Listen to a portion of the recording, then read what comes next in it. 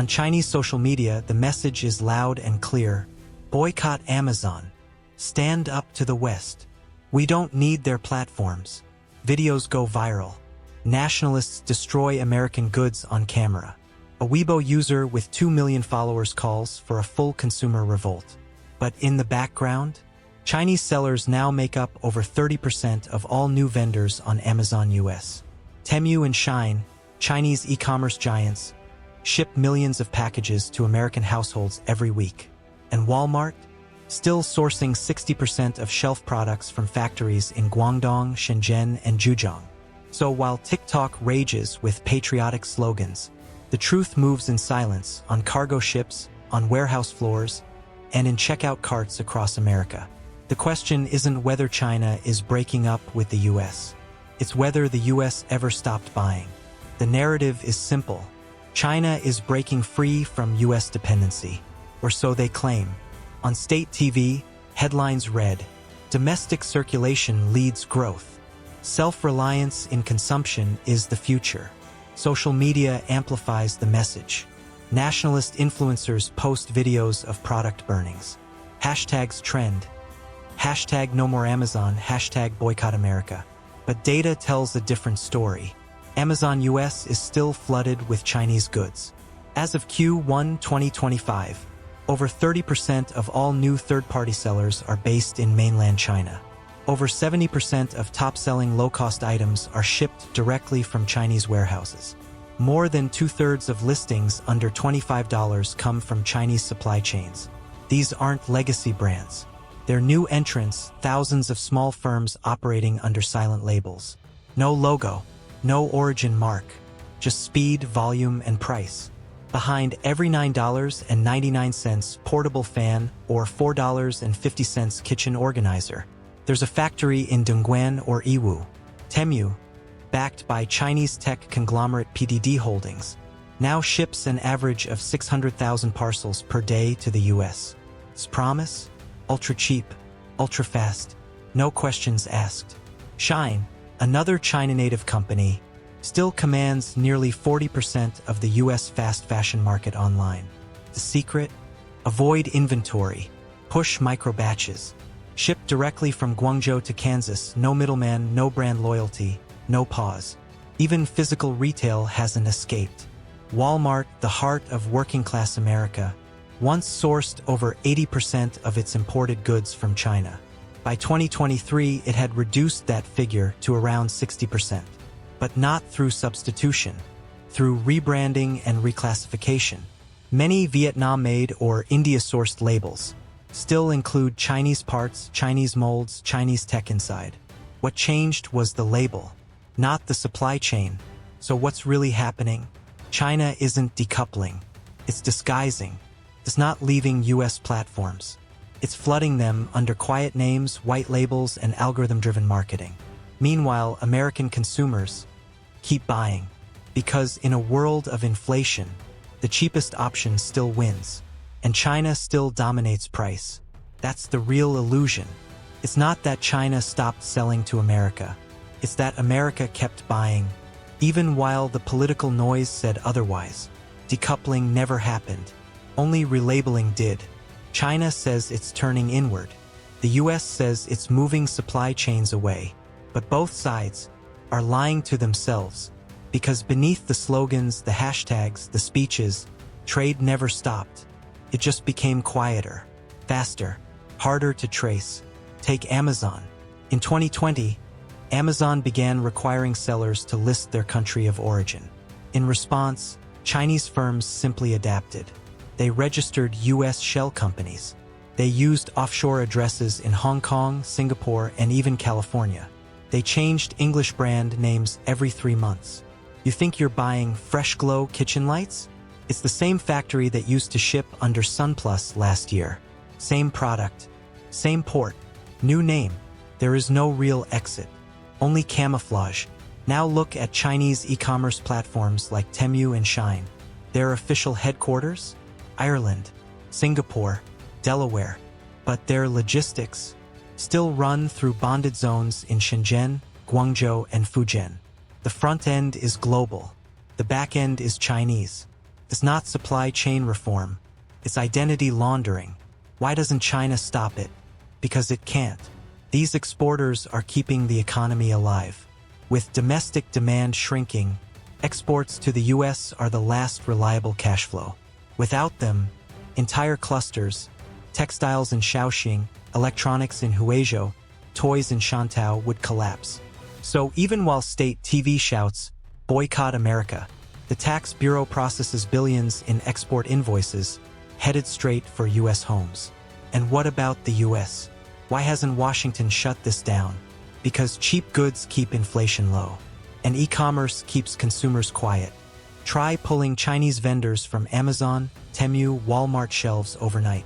Prices jump. Backlash begins. No politician wants to own that headline, so decoupling stays on paper, and imports keep moving beneath the radar. This is the double illusion. China pretends to hate the platforms it still depends on. America pretends to break ties it still protects. No one's leaving. They're just whispering the deals now. And in that silence, commerce wins. Narratives lose. Washington doesn't need to block Chinese goods. It just needs to rewrite the rules that let them in. That's exactly what's happening. The U.S. is not trying to shut the door on Chinese products. It's changing the shape of the door. For years, Chinese sellers relied on a simple loophole, the de minimis rule. Under $800 per shipment, no tariff, no delay, no trace. This was how millions of Temu and Shein packages flowed in daily, cheap, fast, untaxed. But now, Washington is closing that door. In early 2025, Congress introduced legislation to end the de minimis exemption for any shipment from non-market economies, a term tailored for China. Suddenly, every $3 hair clip, $5 phone case, $12 jacket would face inspection, would face tax, would face time. That changes everything. But here's what matters. The U.S. didn't block China. It simply made being Chinese more expensive. That's the real strategy. Don't say no. Say you can enter, but it'll cost you more than it's worth. Meanwhile, America encourages Vietnam, India, and Mexico to scale production. It funds ports, signs new trade pacts, and slowly shifts dependency away. China still ships, but it's not the only source anymore. And that's all Washington needs. Because once alternatives exist, once the price gap closes, once buyers trust other countries, China's advantage erodes. Not in a headline, but in a purchase order. It's a soft decoupling, a drawn-out replacement, not a fight but a phase-out. This is where the twist becomes clear. China floods U.S. platforms to stay alive, but every flood leaves a trace. Every shipment invites regulation. Every price war breeds fatigue. And while Beijing tries to mask its presence, Washington builds a rule-based trap. Not with bans, with bureaucracy, not with sanctions, with standards. In 2019, decoupling was a threat. By 2025, it's a process, quiet, legal, irreversible. Platforms still look the same, but behind the dashboard, the algorithm is shifting, and every Chinese seller knows it. Margins are thinner, returns are higher, survival is harder. What looks like victory, volume, scale, dominance, is really a last sprint before the rules shift beneath their feet. At first, it looked like success. Temu orders were growing. Amazon listings were multiplying. Every small trader in Guangdong wanted a piece. Plastic trimmers, Bluetooth earbuds, phone holders. Ship it. Cheap, fast, anonymous. For a moment, it worked. But then came the chargebacks, the packaging complaints, the customs delays, and suddenly profits vanished. In Yiwu, a factory that made USB lamps for $1.40 per unit saw a spike in returns. American customers demanded replacements. But Temu's penalty system fined the seller 5x the unit value. Margins collapsed. In Shenzhen, a warehouse held 7,000 unsold electric toothbrushes.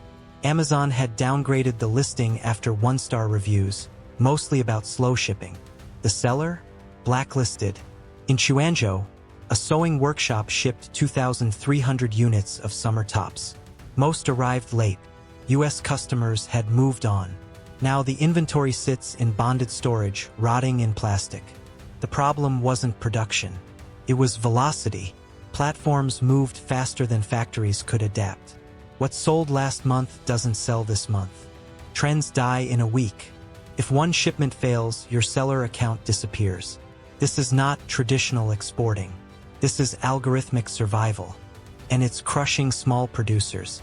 Worse still, returns don't just hit revenue. They hit relationships. Logistics partners started demanding prepayment. Freight forwarders refused low-value packages. Insurance premiums went up. A factory used to sending 1 container per week now waits 3 weeks just to fill a pallet. Every delay costs. Every refund hurts. Every fine breaks morale. Some try to pivot. They build new brands. Launch on TikTok Shop. Explore Shopify. But the core engine is still the same. American demand. Chinese speed. Zero loyalty. And that model is cracking. Because when returns rise, when tariffs come back, when the de minimis door closes, the Chinese seller is left alone, between an angry customer and a system with no forgiveness. As profits thinned and returns piled up, the next domino fell. The people who made the system work. In Shenzhen's Longhua district, logistics centers downsized. Packers who used to process 3,000 units per shift now compete for 500. Contract workers are dismissed weekly, no severance, no explanation. Some quietly sleep in delivery trucks they no longer drive. In Foshan, a woman who once managed inbound inspection for an Amazon-focused factory now sells tea on the street. Her old job paid $900 a month. Now she makes $4 a day. She keeps her uniform, just in case the factory calls. It hasn't. Entire towns once built around export e-commerce begin to shift tone. In Jinhua, 2 dormitory blocks meant for Temu packers sit empty. A nearby restaurant has removed 14 tables. The owner leaves lights off to save power, telling visitors, "The boys don't come in like before. Most are home. Some left." Government officials remain quiet. But inside county meetings, the questions grow sharper. How long can we subsidize empty workshops? What happens when platforms delist 10,000 vendors at once? Where will the next job wave come from? There are no answers, only slogans. Digital trade zones, rural revitalization, youth innovation hubs. But behind those banners, the silence deepens. Meanwhile, online, the contradiction tears open. On one side, influencers smashing iPhones, calling for economic independence. On the other, thousands of sellers in private WeChat groups sharing tips to beat Amazon's suspension system, dodge customs checks, lower U.S. shipping costs. The cognitive dissonance grows louder than any ban. And in the homes of China's e-commerce workforce, the question is whispered more often. If we can't sell to America, then who do we sell to? There's no domestic replacement. No second market big enough. No local demand that matches the speed and scale of U.S. consumption. So the anger stays muted. The frustration simmers. And the platforms, once seen as the bridge to global success, now feel more like foreign territory with shrinking air. On one screen, a man breaks an iPhone with a hammer. He shouts about dignity, about independence, about never needing America again. But in another tab, he's checking his Amazon seller dashboard, refreshing order volume, tracking returns, watching his warehouse in Iwu pack goods headed for Ohio, Phoenix, Dallas. Because between noise and need always wins. And that's the silence no one wants to admit. Not the state, not the seller, not the system. The truth is shipped daily, quietly, in cardboard, with barcodes. So the question now isn't who's winning the trade war. It's simpler. Can a country call itself independent if it still relies on its enemy to stay alive?